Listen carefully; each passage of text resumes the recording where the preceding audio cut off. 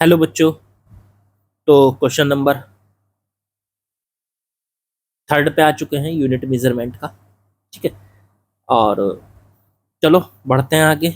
NCERT के solution कर रहे हैं हम 11th वाले क्वेश्चन को। देखते हैं क्या बोला है इसमें। कहा है एक calorie is a unit of heat.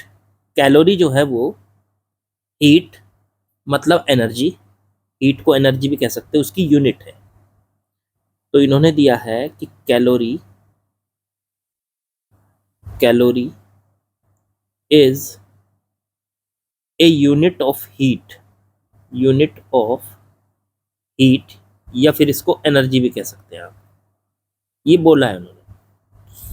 ठीक है। और इन्होंने ये कहा है and it is equal to about 1.4 joule. मतलब इन्होंने ये कहा है कि ये लगभग 1 कैलोरी 4.2 जूल के इक्वल होती है। यहाँ पे ये दिया हुआ है। देखो ये पहली लाइन यही लिखा है कि 1 कैलोरी हीट की एक यूनिट है और ये 4.2 जूल के इक्वल होती है। तो 1 कैलोरी किसके बराबर है? 4.2 जूल के बराबर है।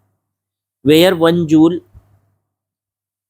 और यहाँ पे आप 1 जूल को लिख सकते हो 1 kg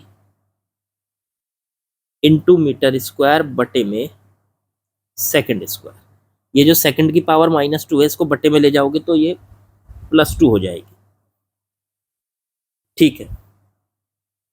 suppose we employ a system, 1 joule की वैल्यू ये होती है, ये हमको दिया है। चलो जी ठीक है। 1 जूल किसके बराबर होता है? 1 kg इंटू में मीटर स्क्वायर। ये माइनस नहीं है, यहाँ मल्टीप्लाई है।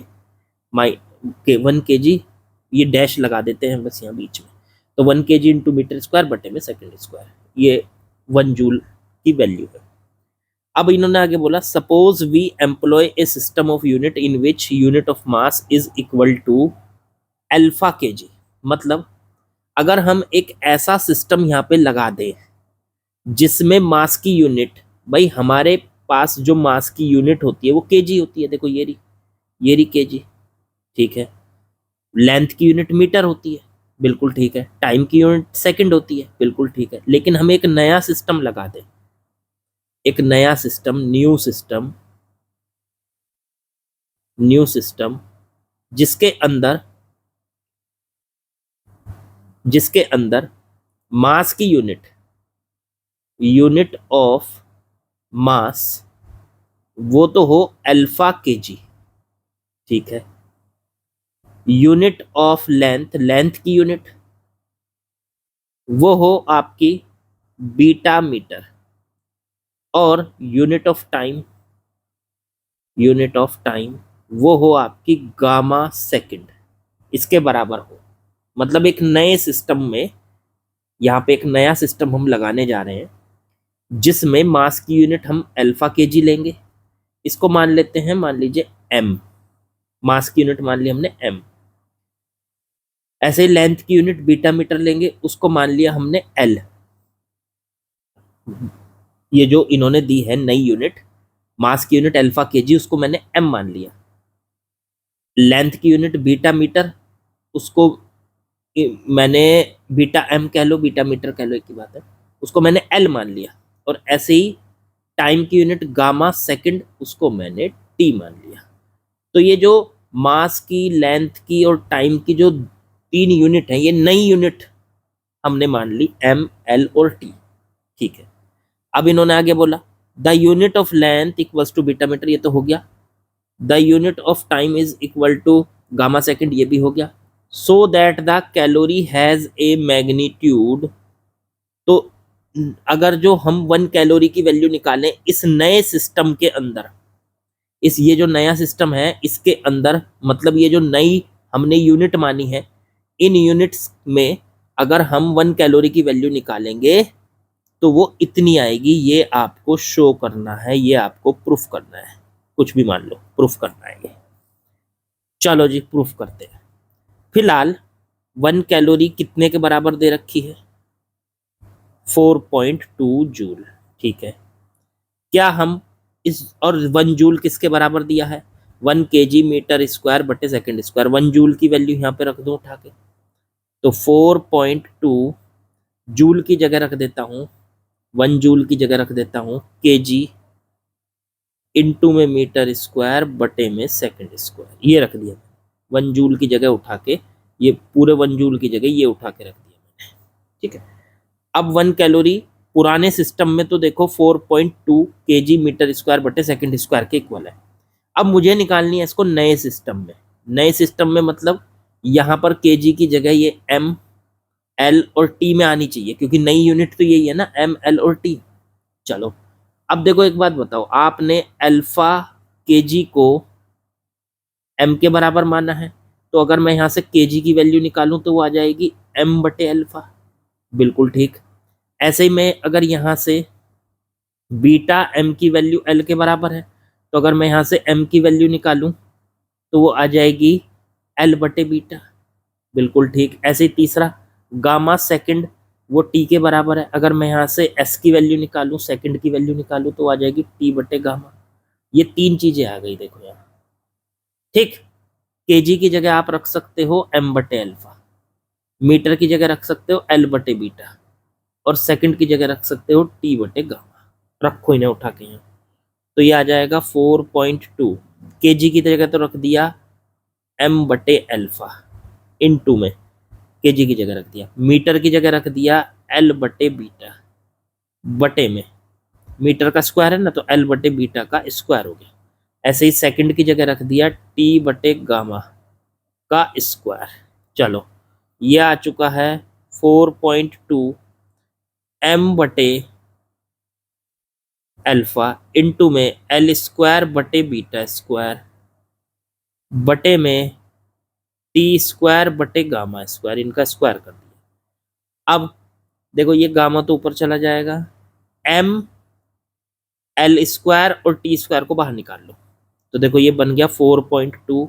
यहाँ बचा ये गामा स्क्वायर, देखो यहाँ चला जाएगा, ये यहाँ चला जाएगा, तो गामा स्क्वायर ऊपर चला गया, तो गामा स्क्वायर बटे में अल्फा इंटू में बीटा स्क्वायर, इनको तो कर लो अलग। फिर m इंटू में एल स्क्वायर बटे में टी स्क्वायर, इनको कर लो अलग। अलग अलग कर लिया मैंने, m को देखो, l को, l स्क्वायर को, टी स्क्वायर को तो अलग निकाल लिया। ये तो है यूनिट, ये नई यूनिट तो है ना। देखो जो नई यूनिट थी वो कौन कौन सी थी, उसमें m था, l था और t था। मास की नई यूनिट m, लेंथ की नई यूनिट l और t की नई यूनिट t। तो अब हमारा आंसर देखो m, l और t की टर्म्स में आया। ये मतलब ये क्या है, ये पूरी जहां पे मैं एरो घुमा रहा हूँ, जहां पे मैं एरो घुमा रहा हूँ, देखो ग्रीन कलर से भी घुमा देता हूँ उसको, ये जो है आपकी, ये क्या है, ये नई यूनिट है, ये है न्यू यूनिट। तो आंसर आया हमारा क्या, 4.2। गामा स्क्वायर, अल्फा को ऊपर ले जाओ, अल्फा की पावर -1, बीटा को भी ऊपर ले जाओ, बीटा की पावर -2 और गामा की पावर 2, और आगे ये जो है ये है न्यू यूनिट। इसका मतलब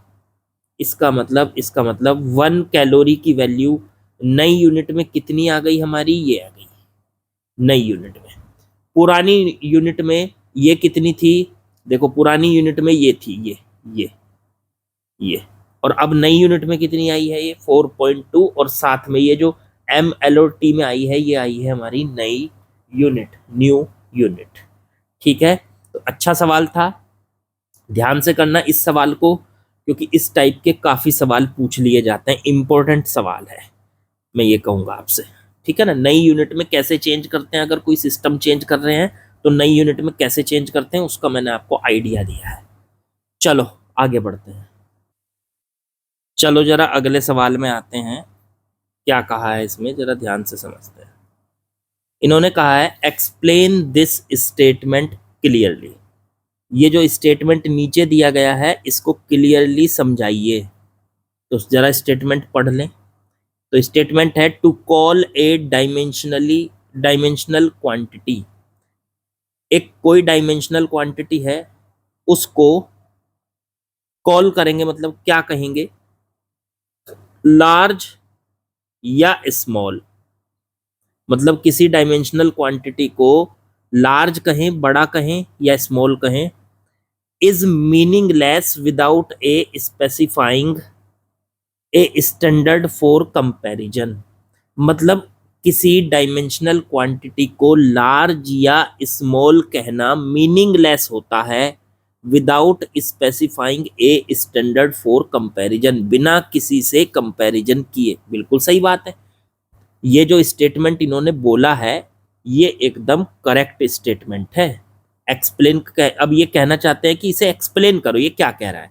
वैसे ये करेक्ट स्टेटमेंट है, करेक्ट स्टेटमेंट। अब मैं आपको बताऊं ये कह क्या रहा है, सुनना जरा ध्यान से। इन्होंने कहा है कि फिजिक्स की कोई भी क्वांटिटी हो, डायमेंशनल क्वांटिटी, उसे आप लार्ज या स्मॉल तो तभी कहोगे ना जब किसी के साथ उसका कंपैरिजन करोगे। हाँ बिल्कुल, तो वही बात इन्होंने बोली है कि कोई भी डायमेंशनल क्वांटिटी को लार्ज या स्मॉल तभी कहा जा सकता है जब उसका कंपैरिजन किया जाए। अगर उसका कंपैरिजन नहीं करोगे तो फिर उसे लार्ज कहना या स्मॉल कहना मीनिंगलेस बात है। मतलब फिर आप उसको लार्ज या स्मॉल बोल नहीं सकते। ठीक है ना भाई। जैसे मान लीजिए किसी की, यहां से मान लीजिए मैं ये कहूं कि यहां से दिल्ली तक की डिस्टेंस बहुत ज्यादा है, तो इसका मतलब मैं अपने दिमाग में किसी के साथ उसको कंपेयर कर रहा हूं। मान लो मुझे मेरठ जाना है यहाँ से, तो मेरठ तो यहाँ से 50 किलोमीटर है और दिल्ली जो है वो मान लीजिए 150 किलोमीटर है, या मान लो 120 किलोमीटर है, तो वो उससे ज्यादा हुई ना। उससे तो मतलब मैंने अपने दिमाग में कोई कंपैरिजन लिया होगा, उसी से तो मैं दिल्ली की डिस्टेंस कह रहा हूं कि ज्यादा है। तो हमेशा जब भी आप किसी चीज को बड़ा कहते हो, लार्ज कहते हो या स्मॉल कहते हो, तो किसी के साथ कंपेयर करके ही कह सकते हो। ये स्टेटमेंट आपको ये बता रहा है। तो मेरे ख्याल से ये स्टेटमेंट आपको एकदम क्लियर हो गया होगा। और इसी यही पूछा था कि इसे एक्सप्लेन करो, इस स्टेटमेंट को क्लियरली एक्सप्लेन करो कि ये कहना क्या चाहता है। तो फिर से समझ लो, फिजिक्स की कोई भी डायमेंशनल क्वांटिटी को लार्ज या स्मॉल तभी कहा जा सकता है जब हम उस क्वांटिटी की किसी दूसरी क्वांटिटी के साथ कंपेयर करते हैं, कंपैरिजन करते हैं। ठीक है। अब इस चीज को in view of this reference reframe the following statement wherever necessary.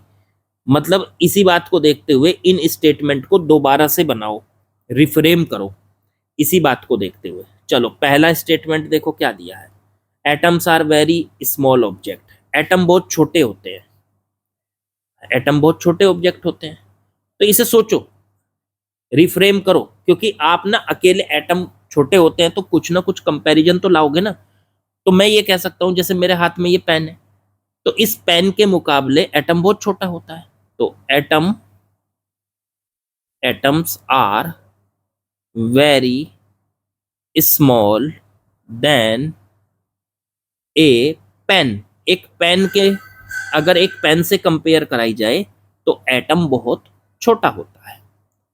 देखो, तो मैंने इस स्टेटमेंट को रिफ्रेम कर दिया, दोबारा से लिख दिया।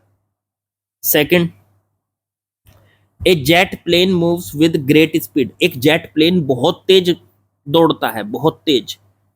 तो इसको भी कंपैरिजन कराओ किसी से। आपने ये बात बोली कि भाई जेट प्लेन बहुत तेज दौड़ता है, तो आपके दिमाग में किसी ना किसी से कंपेयर तो करा होगा ना आपने। ठीक है। तो मैंने सोचा कि भाई जेट प्लेन एक ट्रेन से भी फास्ट दौड़ता है। मान लो ट्रेन बहुत तेज दौड़ती है लेकिन जेट प्लेन उससे भी तेज दौड़ता है, तो आप यहां से कह सकते हो a jet plane moves with great speed, great speed than a super fast train. जो सुपर फास्ट ट्रेन है जो मैंने आज तक देखी है, जेट प्लेन उससे भी तेज दौड़ता है, सुपर फास्ट ट्रेन। तो ये स्टेटमेंट हमने रिफ्रेम कर लिया, दोबारा बना लिया। देखो सही बनाया कि नहीं भाई। जेट प्लेन, हमने कहा जेट प्लेन बहुत तेज दौड़ता है, तो हमने अपने दिमाग में उसका किसी ना किसी के साथ कंपैरिजन किया। ठीक है। तो मैंने उसका कंपैरिजन किससे किया है? सुपर फास्ट ट्रेन के साथ।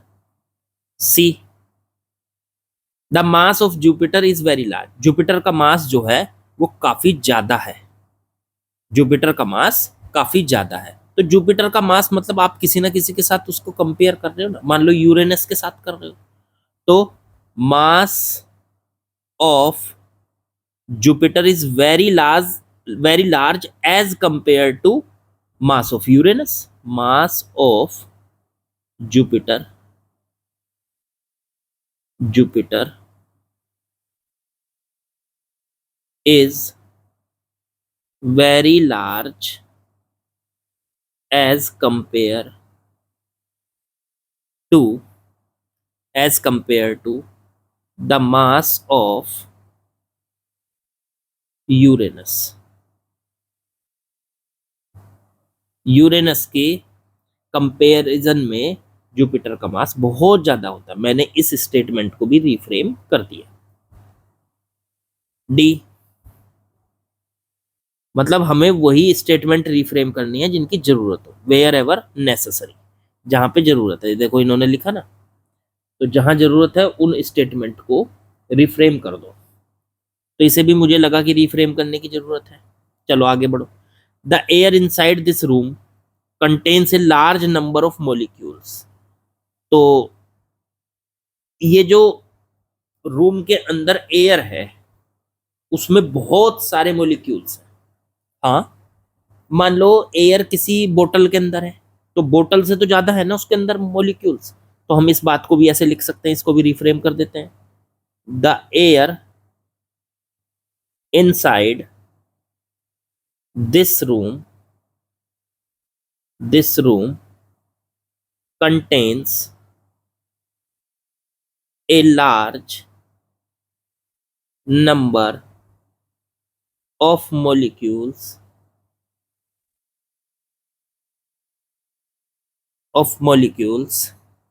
than air in a small bottle। किसी स्मॉल बॉटल के अंदर जितनी एयर है उसके मॉलिक्यूल बहुत कम होते हैं और रूम के अंदर के मॉलिक्यूल बहुत ज्यादा होते हैं, एयर के मॉलिक्यूल्स। तो इसे भी मैंने रिफ्रेम कर दिया। ई,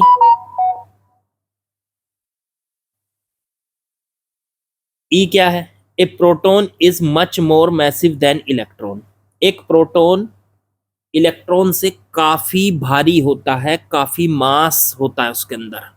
तो ये रिफ्रेम करने की जरूरत ही नहीं है, ये तो बिल्कुल ठीक लिखा हुआ है। A proton is much more massive than an electron, ये तो एकदम ट्रू बात है, ये ट्रू है।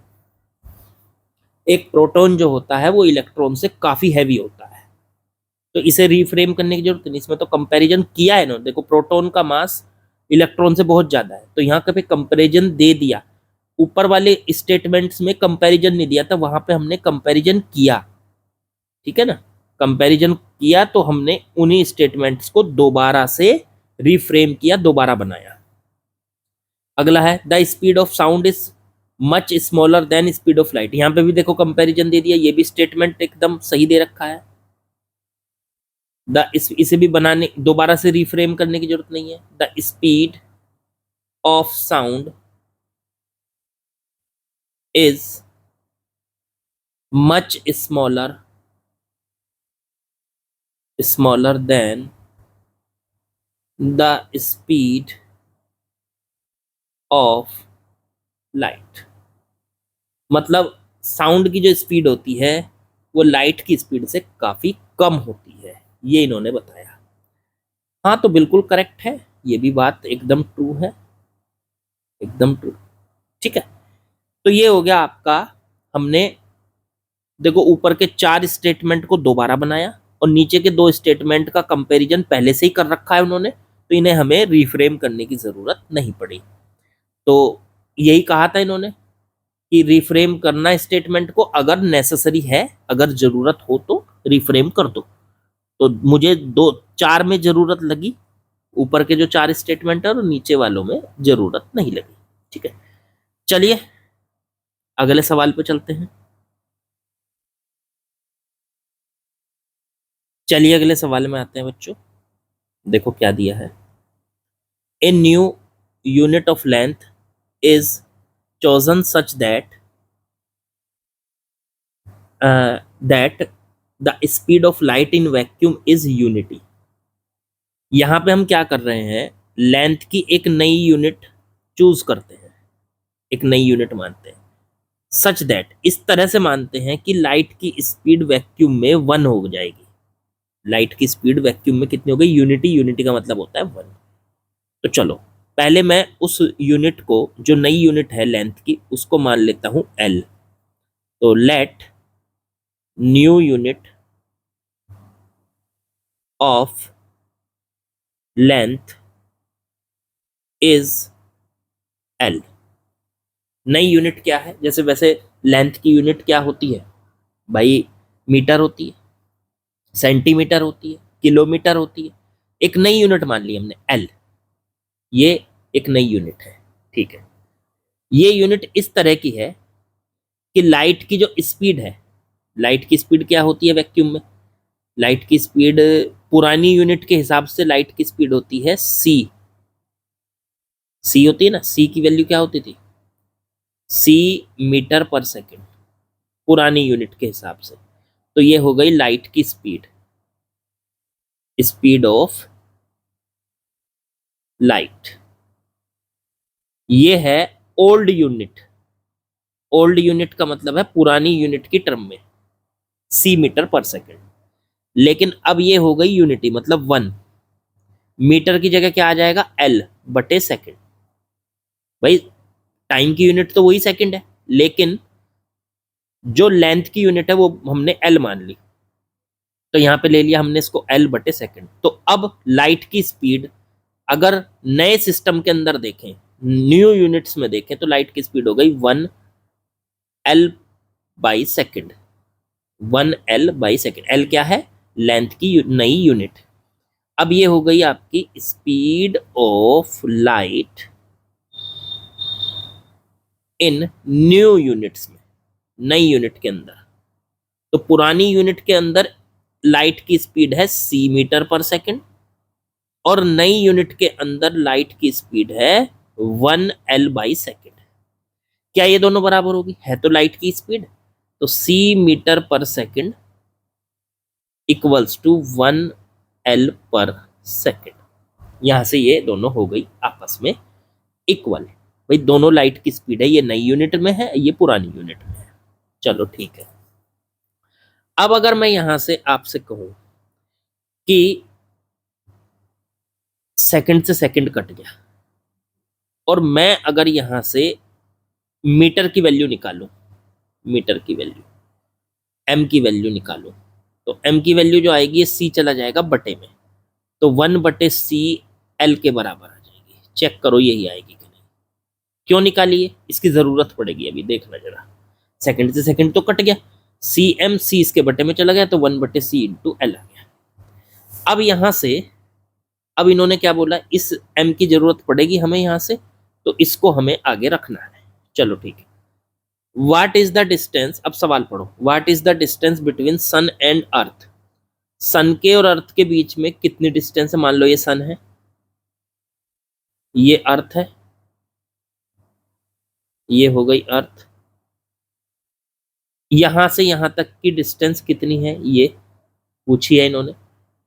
अगर यहां से यहां तक पहुंचने में इन्होंने क्या कहा, sun and earth in terms of new unit, नई यूनिट में निकालना। ठीक है, कोई बात नहीं, निकाल देंगे। If light takes 8 minute 20 second to cover this distance, अगर इसको यहां से यहां तक पहुंचने में जो टाइम लग रहा है टी कितना है, 8 minute and 20 second. 8 minute, 1 minute में कितने सेकंड होते हैं, 60 सेकंड। तो 8 इंटू में 60 सेकंड, और एंड 20 सेकंड, तो इन्हें भी ऐड कर दो 20 सेकंड। ये हो गए 480 सेकंड प्लस 20 सेकंड, तो ये हो गए टोटल 500 सेकंड। इसका मतलब इसको यहाँ से यहाँ तक पहुंचने में, लाइट को सन से अर्थ तक पहुंचने में कितना टाइम लग रहा है? 500 सेकेंड। अब टाइम लग रहा है इतना, तो यहाँ से यहाँ तक की डिस्टेंस क्या होगी? तो फॉर्मूला क्या होता है डिस्टेंस के लिए, इन दोनों के बीच की डिस्टेंस? तो डिस्टेंस का फॉर्मूला होता है स्पीड इनटू में टाइम। अब लाइट की स्पीड क्या है? लाइट की स्पीड पुरानी यूनिट के हिसाब से c मीटर पर सेकंड होती है, इनटू में टाइम कितना लगा? 500। ठीक है, 500 सेकंड, सेकंड से सेकंड कट गया, आंसर आ गया 500 c मीटर। ये आ गई डिस्टेंस, लेकिन ये तो पुरानी यूनिट में है, मीटर में है, हमें निकालनी है नई यूनिट, मतलब एल में निकालनी है, ये जो एल है यहाँ। तो कोई दिक्कत नहीं, यहाँ से मीटर की वैल्यू कितनी निकल के आई थी? 1/CL, उठा के रख दो। देखो यहाँ से m की वैल्यू में उठा के यहाँ रखने जा रहा हूँ, तो ये आ गई 500 c, इनटू में m की वैल्यू आ गई 1/CL, c से c कट गया, ये आ गई 500L। देखो इन दोनों के बीच की डिस्टेंस, किस किस के? सन के और अर्थ के बीच की डिस्टेंस 500। L क्या है? देखो L क्या थी? नई यूनिट थी ना, L न्यू यूनिट। तो यही हमको बताना था कि ये न्यू यूनिट में हमारा आंसर क्या होगा। तो 500L होगा, नई यूनिट के अंदर हमारा आंसर होगा 500L। तो ये आ गया हमारा 500L। आंसर इसी में चाहिए था ना हमको, न्यू यूनिट लेंथ की हमने क्या मानी थी? यहाँ पे L मानी थी। तो हमारा जो आंसर हुआ, नई यूनिट में डिस्टेंस की वैल्यू आ गई 500L। तो बिल्कुल आसान सा सवाल था। नई यूनिट में कैसे कन्वर्ट करते हैं, एक और सवाल मिल गया आपको, नई यूनिट में कैसे। पुराना जो सवाल किया था हमने, देखो इससे पहले ऊपर चलते हैं, इससे पहले हमने ये जो सवाल किया था 1.3, इसमें भी नई यूनिट में करना था हमको। देखो नई यूनिट में आया था आंसर यहाँ पे, तो नई यूनिट में करना था। तो उसी तरीके का सवाल यहाँ पे भी था, नई यूनिट में किस तरह से हमने इसको चेंज किया। ठीक है, तो इजी सा क्वेश्चन था, मेरे ख्याल से समझ में आया होगा। चलिए ठीक है, फिर करेंगे। लाइक शेयर सब्सक्राइब जरूर कर दिया करो यार, इतनी मेहनत करता हूँ आप लोगों के लिए, बहुत एक्सप्लेन कर करके सारी बातें समझाता हूँ। चलो कल मिलते हैं।